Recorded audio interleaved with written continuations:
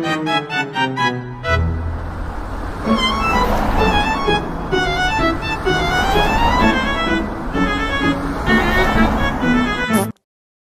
few moments later.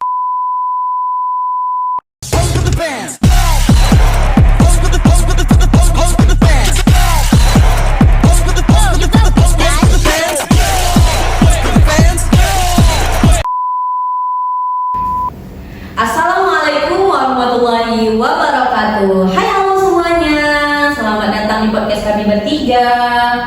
Jadi hari ini kami bertiga bakal ngobrolin tentang hal-hal yang sering banget kita temuin dalam kehidupan sehari-hari. Tapi kadang kita nggak sadar kalau ternyata itu tuh adalah hal dari bagian ilmu sosial. Nah, coba tebak, apa itu? 1, 2, 3, oh benar sekali, sosiologi. Tetapi sebelum membahas hal tersebut di sini, aku nggak sendiri, aku bersama teman-temanku yang cantik-cantik cerita ini. Nah, di sini kita memperkenalkan diri kita terlebih dahulu agar kalian yang sedang menonton bisa tahu siapa nih kakak-kakak yang ngasih info tentang sosiologi ini. Gitu. Baik, perkenalkan, nama saya Usnia Mawaddah dengan NIM 25052115 dari Program Studi Pendidikan Pancasila dan Kewarganegaraan. Hai, kenalin nama aku Nadila Putri Maisha dengan NIM 25052129 dari Prodi Pendidikan Pancasila dan Kewarganegaraan. Halo, aku Rahma Aziza Aulia dengan NIM 25052131 dari Prodi Pendidikan Pancasila dan Kewarganegaraan. Nah, di episode kali ini kami bakal ngebahas 4 hal tentang sosiologi. Yang pertama ada pengertian sosiologi, yang kedua ada teori-teori sosiologi, yang ketiga ada pengelompokan sosial, dan yang terakhir ada stratifikasi sosial. Tenang aja, bahasanya gak bakal kaku kok kayak di kelas. Kita bakal ngobrol santai aja, biar tetap paham tapi gak ngantuk. Setuju. Oke deh, yuk kita mulai. Yang pertama, sosiologi itu apa sih? Jadi gini, sosiologi itu gampangnya ilmu yang ngebahas atau mempelajari tentang masyarakat, seperti bagaimana manusia berinteraksi, hidup bareng, dan bikin aturan sosial bareng-bareng. Kalau menurut Agusti Comti, si bapak sosiologi itu ilmu yang mempelajari masyarakat secara ilmiah. Jadi bukan cuma opini, tapi berdasarkan pengamatan dan data. Iya, jadi kita nggak asal bilang orang sekarang individualisme banget misalnya, tapi kita bisa analisis kenapa itu bisa terjadi dari sisi sosialnya. Benar banget, lewat sosiologi kita bisa melihat masyarakat secara objektif, bukan dari sudut pandang pribadi. Dan serunya lagi, sosiologi itu bikin kita lebih sadar sama fenomena sosial di sekitar. Kayak kenapa budaya gotong royong mulai berkurang, kayak atau kenapa muncul kesenjangan sosial gitu. Pokoknya sosiologi ngajarin kita buat melek sosial, peka terhadap perubahan dan interaksi manusia. Nah, kalau ngomongin sosiologi itu pasti nggak lepas dari teori-teorinya. Tapi tenang, di sini kami bertiga bakal membahas itu dengan gaya yang santai aja. Yang pertama ada teori struktural fungsional. Intinya masyarakat itu kayak tubuh manusia, kayak punya bagian-bagian yang saling mendukung biar semuanya jalan lancar. Misalnya, sekolah ngasih pendidikan, keluarga ngasih nilai-nilai, pemerintah mengatur kehidupan sosial. Kalau satu nggak berfungsi, yang lain bisa kena dampaknya dong. Terus ada teori konflik yang dikembangkan sama Karl Marx. Teori ini bilang kalau masyarakat itu isinya pertentangan antara kelompok yang kuat dan kelompok yang lemah. Kayak antara buruh dan pemilik modal. Mereka punya kepentingan berbeda dan dari konflik itu bisa muncul perubahan sosial.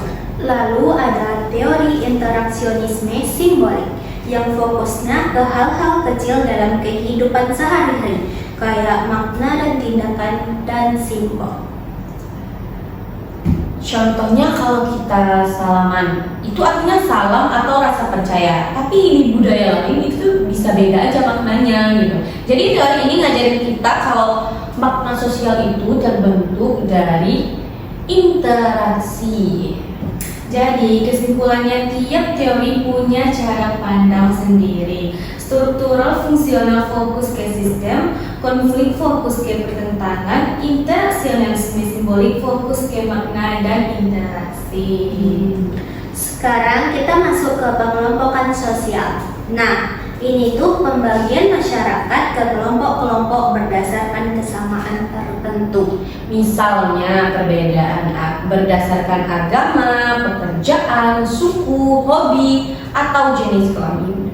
Seperti yang kita ketahui, manusia kan emang makhluk sosial, jadi pasti suka banget ngumpul sama yang punya kesamaan atau yang sekarang sering dibilang itu sefrekuensi.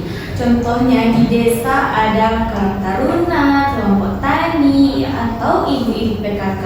Di sekolah juga ada OSIS, pecinta alam, paduan suara, dan lainnya.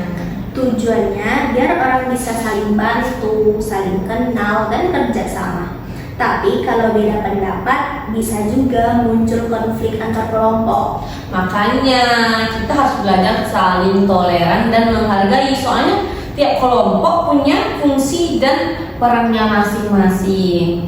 Intinya pengelompokan sosial itu wajar dan penting, asal nggak bikin jarak atau perpecahan di masyarakat. Benar banget. Nah, sekarang yang terakhir kita bakal ngebahas stratifikasi sosial atau lapisan sosial. Gampangnya, ini pembagian masyarakat berdasarkan status, kekayaan, pendidikan, atau kekuasaan. Misalnya, ada kelas atas, menengah, dan bawah. Pengusaha besar bisa dibilang kelas atas, guru dan pegawai kelas menengah, sementara buruh atau petani bisa masuk kelas bawah. Tapi nggak berarti itu permanen ya, karena ada dua jenis stratifikasi, yaitu ada tertutup dan terbuka. Kalau yang tertutup kayak sistem kasta gitu, susah banget buat pindah lapisan. Nah, kalau yang terbuka, orang bisa naik dan turun status sosialnya tergantung usaha mereka masing-masing. Misalnya, anak dari keluarga sederhana bisa jadi pengusaha sukses lewat pendidikan. Itu contoh mobilitas sosial.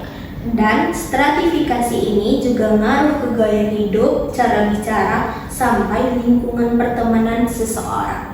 Oke, ini nggak kerasa ya, kayaknya udah ada sekitar 8 atau 10 menit, mungkin sudah beberapa menit kami menemani teman-teman untuk ngobrolin sosiologi.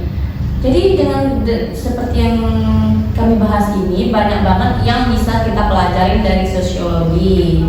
Iya, ternyata sosiologi itu nggak melulu teori di buku, tapi juga ngebahas hal-hal yang kita alami tiap hari. Setuju banget. Dengan ngerti sosiologi, kita jadi lebih bijak dalam memilih perbedaan dan lebih sadar kalau hidup kita itu saling terhubung.